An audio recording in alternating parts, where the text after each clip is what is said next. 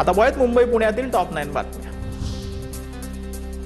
जागतिक वारसा दिनानिमित्त छत्रपती शिवाजी महाराज टर्मिनस इमारतीला सोनेरी रंगामध्ये सजवण्यात आलं होतं।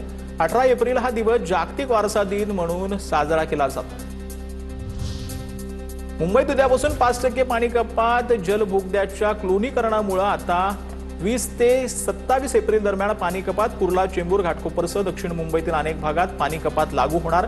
पालिकेकडून नागरिकांना पाणी जपून वापरण्याचं आवाहन। धारावी कोळीवाड्याची बाह्य सीमा निश्चित होईपर्यंत धारावी प्रकल्पाचे काही काम थांबवण्याच्या मागणीची याचिका मुंबई हायकोर्टाने फेटाळली। कोळी ट्रस्टने काम थांबवण्यासंदर्भात केली होती याचिका। कोस्टल रोड मे अखेरपर्यंत 2 नवीन फ्लड गेट्स बसवले जाणार। पाण्याचा निचरा करण्यासाठी आराखडा चुकलेले 2 गेट्स बदलून नवीन गेट्स बसवले जाणार। पावसाळ्यापूर्वी काम पूर्ण करण्याचं पालिकेचं नियोजन।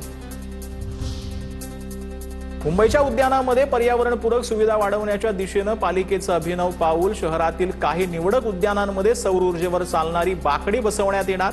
या बाकड्यांवरती मोबाईल, लॅपटॉप चार्ज करता येणार। पावसाळ्यामध्ये डासांच्या उपद्रवामुळे होणारे डेंग्यू, चिकनगुन्यासारखे आजार रोखण्यासाठी या वर्षापासून पालिका मूव्ही ट्रॅप उपक्रम राबवणार। यामुळे कीटकांच्या निर्मितीच्या मुळावरच घाव घातला जाणार।